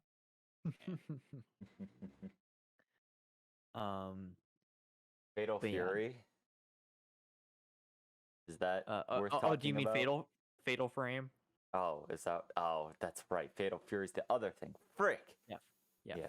Fatal Fury is the fighting game where Terry comes from. Fatal Frame is a horror series, where essentially you play as like one of two Japanese women. I don't remember their names, and you essentially fight off spirits and ghosts with a camera. It's a Become an very influencer in a horror situation. So basically, Yeah. a regular influencer's life. You could recreate the Logan Paul scene. You say that, but that's probably a thing. That is most definitely a scene in one of the games. I can say that much. See, guys, Yikes. he wasn't trying to disrespect the dead or anything He like was that. just It was making a just a Fatal reference to Frame Fatal reference. Frame. That's awful. But Cancel the new this game, podcast, episode 1. the new game is a reference, or not reference. Fuck, is a remake of, or not remake. Fuck, I'm gonna cry. No. It is a remaster of a game that came out on the Wii U, and it has all of its DLC, and I think some of the cut content from it, from its original release, which is very nice because apparently back when the Wii U was a thing and this game came out on the Wii U, what Sir Noah here was saying before the podcast, the game cut a lot of the content out and cut some of the DLC because they didn't feel comfortable including it. It was heavily censored. Mm-hmm. And I'm not sure if it was banned, but I think there was a movement to try to get it banned. There was heavy censorship. We didn't get most of the DLC because of alternate costumes. Yeah. And then after a little while, they just made it next to impossible to buy. Mm-hmm. Yeah, there was a lot of censorship during the early Wii U days. But Nintendo's kind of softened up a bit and are more lenient with their stuff nowadays. That's good. But yeah, Fatal Frame is a good horror series. I would recommend it, but only if you can really take horror. Because it requires you to keep your attention on the game, and you can't like pussy out or anything. Like you have to be constantly aware of your surroundings and constantly using your camera. Because if you're not, you're essentially screwed. All right. So Do we move on to the big three games? the big three, yes. Why don't we start with Shin Megami Tensei? Because you want me to shut up quickly. Well, I see how it is. To be fair, I know none of us, except maybe Noah, have something to say about Shin Megami Tensei 5. Well, I guess my thoughts will be pretty short, so I guess I'll go first.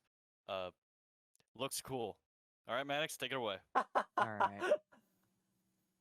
So I know no one else here or anyone who's going to watch this is a big Shin Megami Tensei fan. You don't know that. What I if do this, know What that. if this blows up? What if it is #1 on trending? Well, if it blows up, hello other SMT fans, please add me at If this blows up, I expect at least 30% of the cut and all the money you make off of it.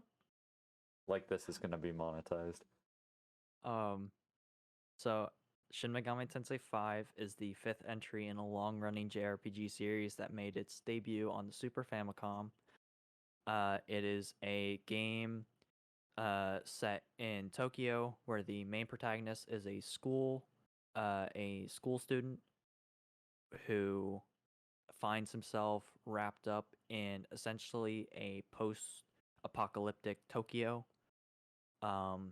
After having a run-in with a bunch of demons, he fuses a contract with a mysterious man and becomes what I believe they're calling is the Nahobino. And it is your mission to essentially figure out why you're there and what's your purpose, and try to recruit demons to help you in your journey. This game was announced like 2-3 years ago, and I have been waiting for information on this game ever since its initial announcement.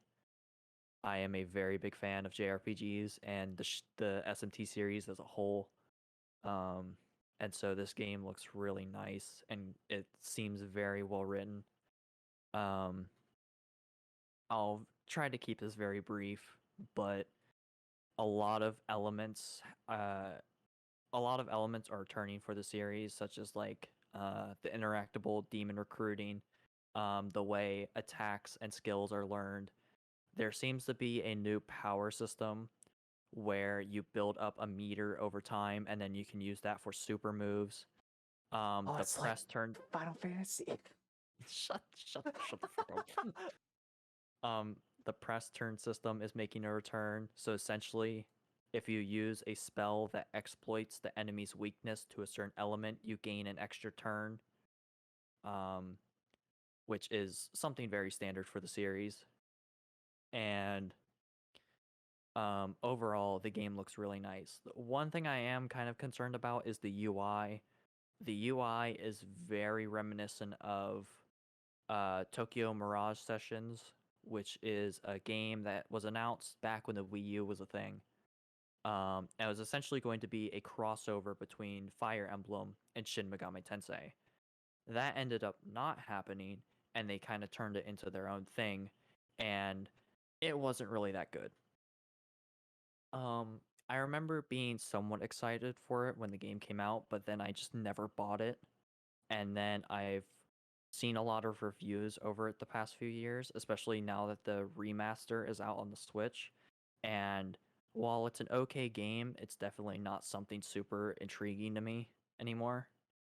But the UI looks very heavily influenced by that game with its own sort of flair to it.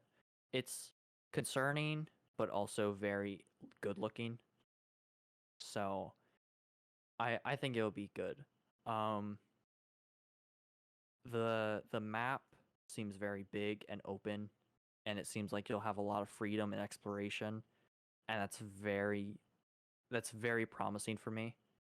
And the map seems to take a lot of heavy inspiration and connection to the third installment, Shin Megami Tensei Nocturne, which, fun fact, got a remaster recently and is currently out on Switch and Steam and PS4.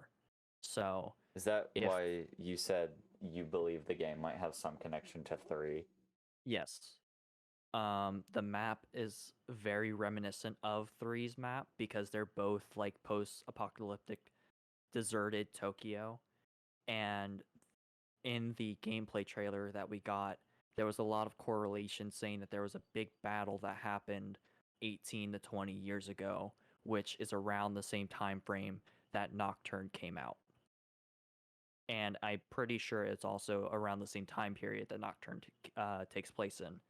So, with a lot of correlation to other S&T games and the whole timeline, which is a whole mess to get into, I think that it has at least some sort of connection with the third installment. And I think it's going to be a very interesting game. If you're a fan of the series and you're interested in it, I would either recommend waiting for this game to come out, trying out Shin Megami Tensei 3 Nocturne, and playing the remaster, or if you want something a bit more user friendly and inviting, try out the Persona series because Persona! Persona is the spin-off series to Shin Megami Tensei, and it is kind of built up to be its own sort of thing, but carries a lot of elements from Shin Megami Tensei. So if you like Persona, you'll most definitely like Shin Megami Tensei. Overall, game looks great. I'm excited, and I can't wait to play it on November 12th. Speaking of games to be excited for, another one I know for a fact you're excited for just based on your reaction. Metroid Dread. Metroid Dread. I'm gonna let Noah start us off here because I know you're also a very big Metroid fan. I love Metroid. It gives off a fantastic atmosphere. The gameplay is pretty fun. So, way back when the world was black and white, people left their doors unlocked, and it was Alright, okay you're for not you to that borrow other old. people's Shut cars. up. Shut I'm in my rocking chair right now. Let me have this. All right. A little gem came out for the GameCube called Metroid Prime, and it was good because Oh, it I was a know that 3D one. game that didn't suck. Dude, I actually, like, True. no joke, kind of want to invest myself in Metroid Prime because it looks really Oh. fun. That's the FPS one, right? That is the FPS one. I don't know Yes. much about And it's one of Metroid. its I know greatest strengths. Metroid in itself is a side scroller, but I know Prime is like the FPS that Mhm. seems like it's really fun. I've heard great things about Metroid Prime. It is phenomenal. I Yes. only have a couple complaints with it. Anywho's bees. So there was at some point in the game and some rumors spread by people and Nintendo that the new game was not going to be Metroid Prime 2 Echoes. It was going to be Metroid Dread, which ended up not being the case. Metroid Prime 2 Echoes came out, and the Dread rumors got put on ice for over, was it like 15 years? Let me check Well, that. well, back when the game was rumored, Nintendo put out a statement after Prime and basically said that Dread was a thing, but they canceled it because the hardware limitations of the DS, which was the platform they were developing for at the time. So, Which is after super weird because Prime Hunters was uh Prime Hunters was actually really good. I think it Yeah. played well. And Yeah, not only did they have Prime Hunters for the DS, but there was also a demo Mhm. for another Metroid game that was also very good. And if they had Prime Hunters on it, and that was a 3D game styled around Prime, they very well could have done a 2D game. But I feel like there was certain things about the AI or something that they just couldn't replicate and get done that they wanted to do.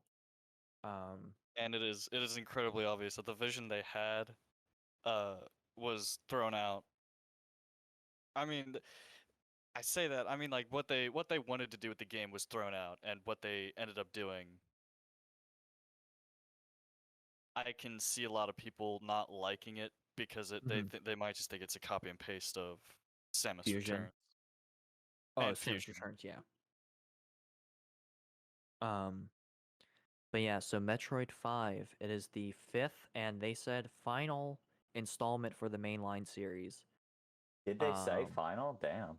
yes, they said it is the last encounter Samus will have with the Metroids, which still very well could mean that there will be a new Metroid game in the mainline series, but the Metroids will not be a thing.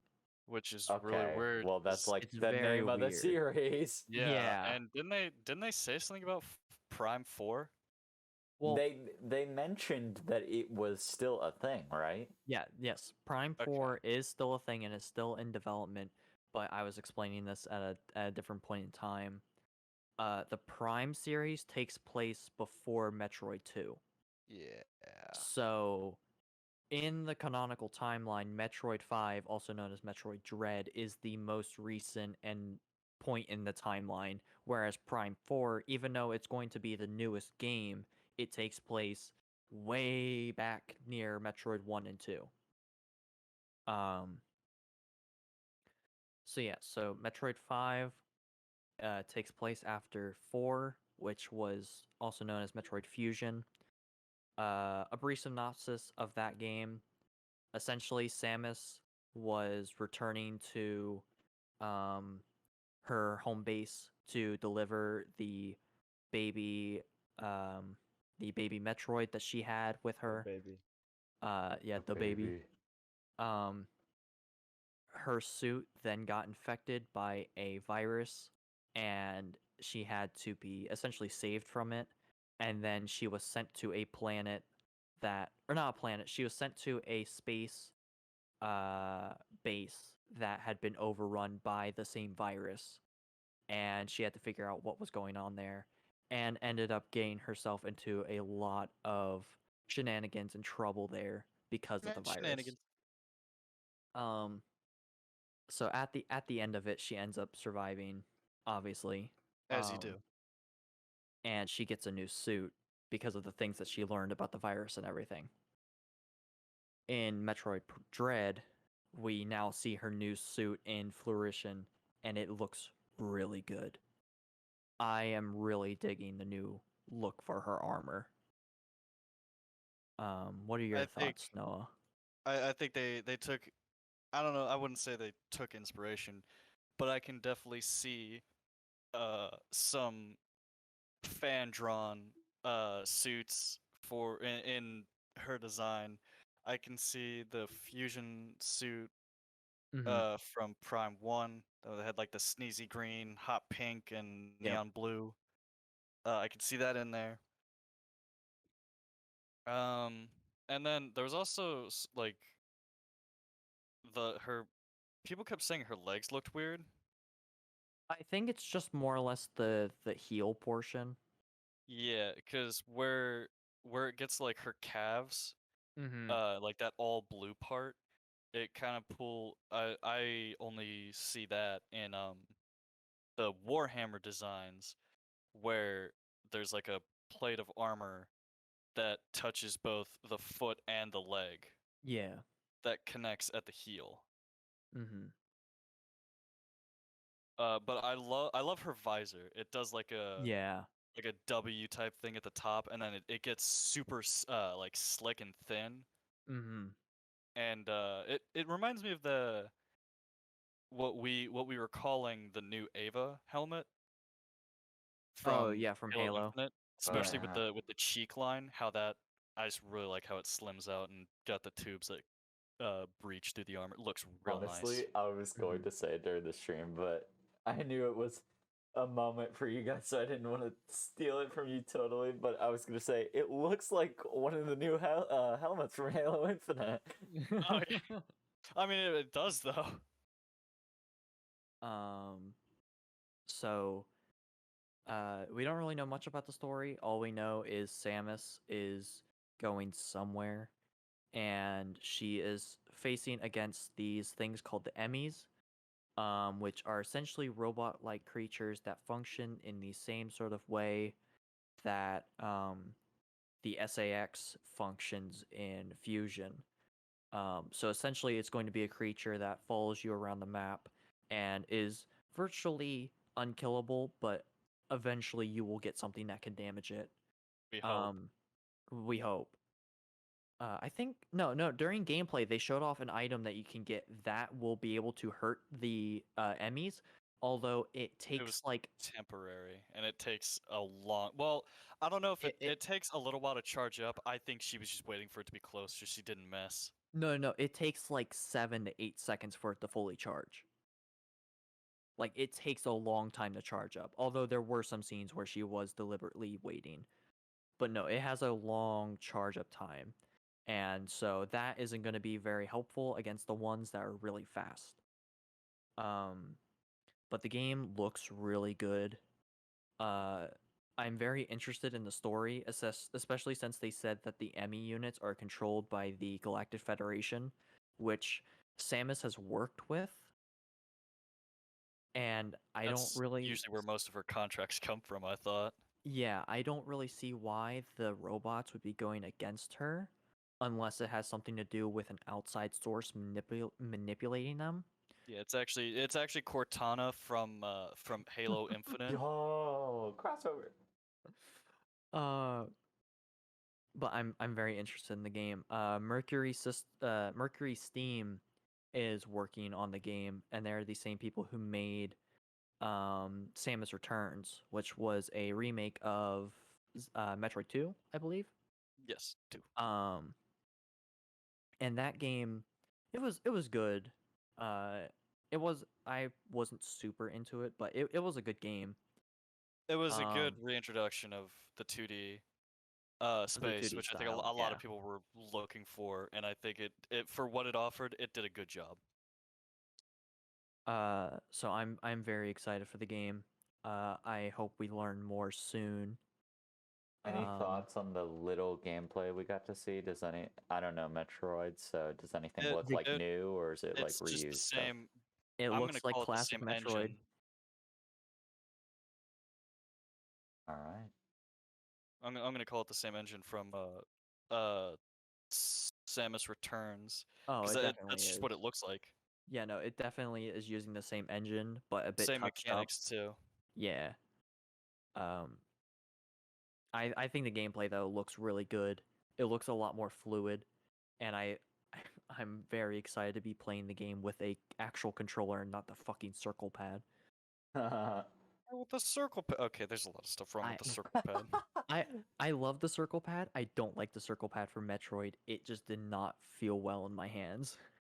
Do you not use the D-pad Oh no, I did use the D-pad, and I had to use the D-pad in order to finish the game because I just could not use the circle pad at all. But in order to finish this fight? holding the D-pad on my DS, it cramps my hand up. So I had to take breaks playing it because like I have big hands Yeah, you do. and Mm. the D Yeah. so I got big hands Yeah, and you trying to do. hold that DS and trying to play it comfortably. Well, it's also The just the D-pad. position of the circle pad and the D-pad. Yeah. Um but yeah, no, Metroid looks really good. I'm excited for it. Um and I'm glad we're getting a new 2D Metroid and not a remake of something. All right, I and just hope Prime 4 news comes out soon. yeah, Sorry. last but not least, or maybe it was least, depending on who you are. Our first look at gameplay for Breath of the Wild 2. Our first Oh boy. I'd say in-depth Yeah, look. actual maybe. gameplay. Yeah. Not much to say there. Or not much to say there. That's not what I meant to say. It's okay. Breath of the Wild 2. What do we It looks think? good. I Now- am stoked. I think it draws. It looks like. I really liked Breath of the Wild. I Mhm. think what they tried to emulate a lot of stuff from Zelda, the first Zelda, very first one, where like that freedom of you can go anywhere and do anything. If you could see it, you can go to it type thing. Yeah. I think they did a very good job with that on Breath of the Wild. With Breath of the Wild 2, I feel like they definitely wanted to expand the world because they did a good job, but it's also an open world game, Mhm. but it was also a Zelda game, so there was still a lot to do. And I feel like they're definitely trying to expand the world, and they're gonna try to take elements from other games, mainly Skyward Sword. I think they're gonna do a lot of stuff with verticality and mobility with Mm-hmm. this next one. Oh yeah, especially with the Especially whole with the trailer. islands. Yeah, Yeah. that's because there were floating islands, and that was, I believe, Skyward Sword is like one of the first entries Mm-hmm. in one of the timelines. The fully do floating islands and stuff. Yeah. So how Um. is this game going to be different from the original Breath of the Wild from what we know so far? Oh no, sorry, Skyward Sword is the first game in the Yeah. timeline. I was right. From the looks of it, it seems like so we obviously know skydiving is going to be a thing. Um, I'm which putting bets on Demon Power. That was I like the don't first shot of the game yeah, or I the don't trailer. know how Link is going to be able to get that high. Probably with weed. Um, Oh my god. That was awful. Yeah, I'll leave now. Sorry. Boo! um, I don't know how he's Sorry. going to be able to get up to those heights in order to skydive. My thought would be like riding some sort of animal or creature. But he could very well use one of the guardian powers to do that as well. Um, but that's just a guess. The Sheikah slate is no longer a thing. Link now has like a Sheikah arm, like a robotic arm that has the Sheikah slate built into it, and that's how he'll be able to use his powers. Berserk And also, reference. yeah, Berserk reference. I wasn't gonna say Um, it, but we were all thinking it. it it also looks like some of the Sheikah powers or like stasis and everything are different. It seems like stasis now acts as a rewind feature. Um because from the trailer it looked like Link froze the thing, like the iron ball that was rolling down and then it rolled back up and hit the enemies. Yeah. Um Interesting. which is very interesting, yeah. There's going to be moving fortresses. Well, not necessarily moving fortresses, but we saw a moblin, I believe is what they are.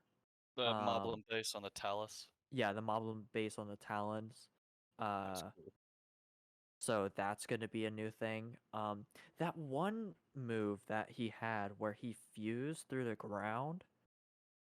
That's where Near my the end of the demon trailer. powers are coming from. That's Uh, that was my bet. yeah, I I don't know if it's just me, but it sounded like Twilight noises, like the I Twilight reverse speech. You said that too late for me to hear it, so I'm gonna go watch that back to see if I can hear that. It sounded like something out of Twilight Princess, and if they're going to incorporate some stuff, even if it's like indirect stuff from Twilight Princess, that's gonna be big points from me because I adore Twilight Princess, and I think it doesn't get enough representation.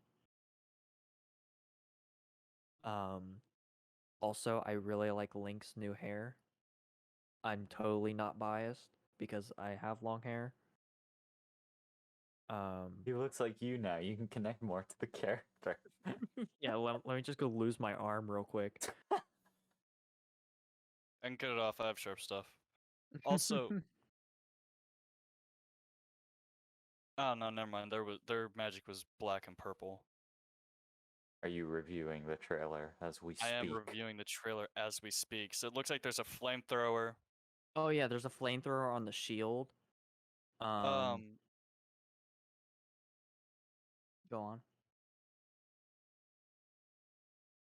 He's analyzing. the speech, the reverse speech, I don't think is Twilight. And the part where he goes through the floor, that looks like it was gonna be a buff to Rivali's Gale or Yeah, Ravioli's Gale, whatever it was. yeah, it very well could be Ravioli. a buff to that. Um, Well, because he shoots up, and there's like the Rito hand wings that are really weird, mhm, and then there's like a puddle as he pops up, which I yeah. really hope you could just sit in the puddle and not I go through immediately.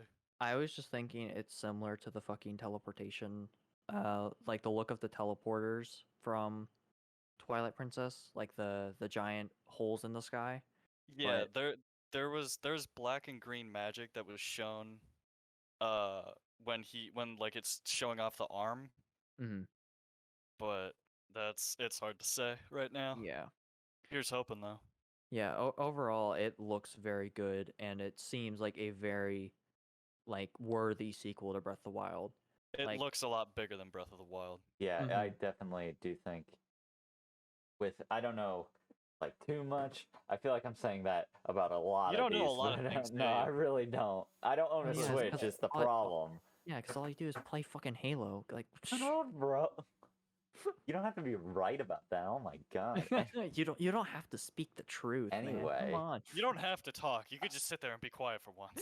I know Breath of the Wild's world is really expansive, but it'll be Mhm. interesting to see how much more grand and just bigger it can be. And I'm Yeah. wondering where they'll take that besides, like X-axis, the whole islands thing. Mhm. Maybe we can go up more.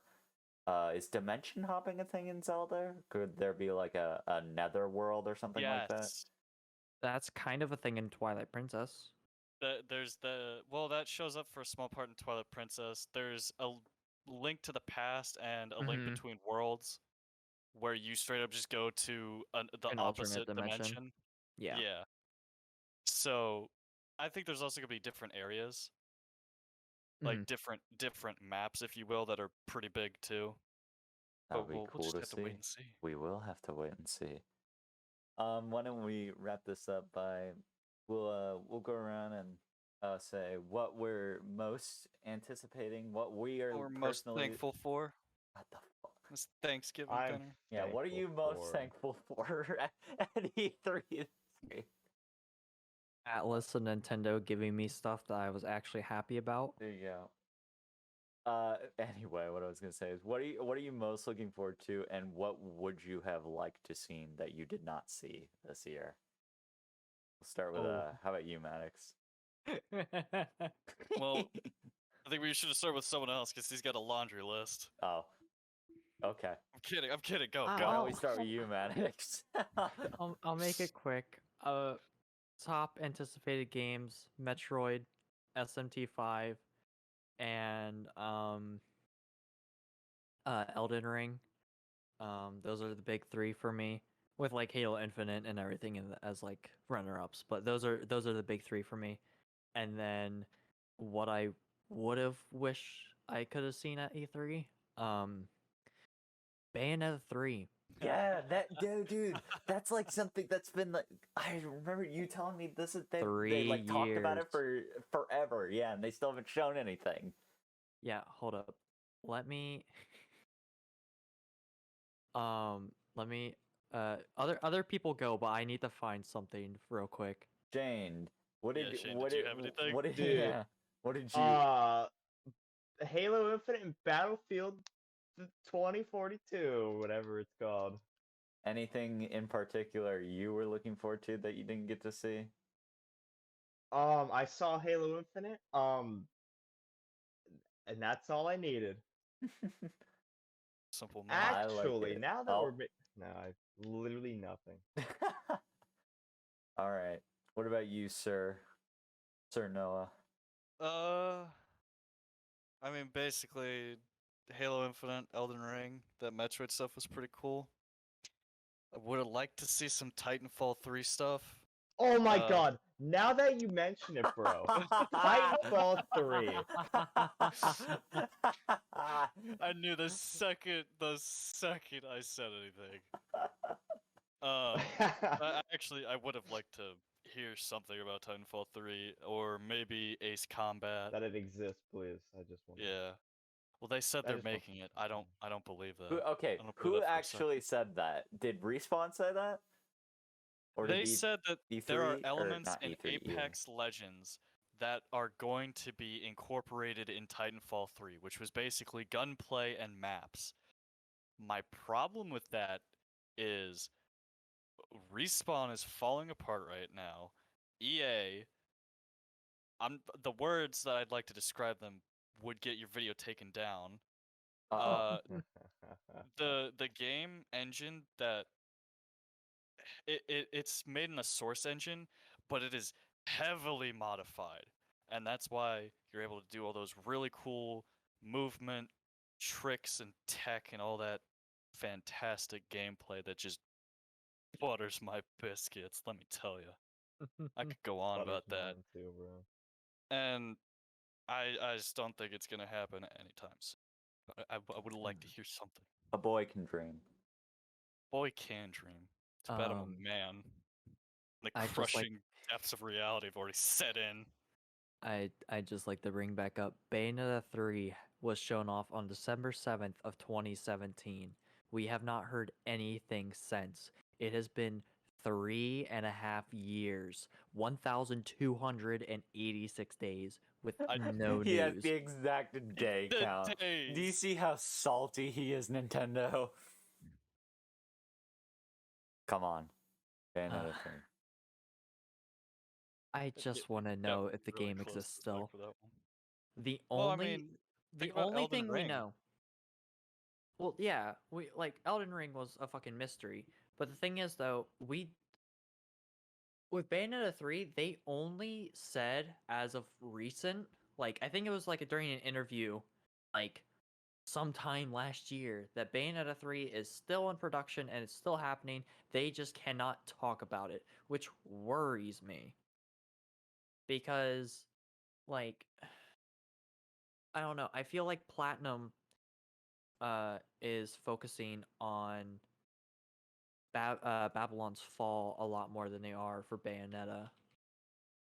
And um it's got me worried about Bayonetta's development, and I really hope we see something soon, because if we don't see something soon, I feel like the game is inevitably just going to get stuck in development hell, which I don't want. I really want a new Bayonetta game. Damn. We can hope. Yeah. No, we can't.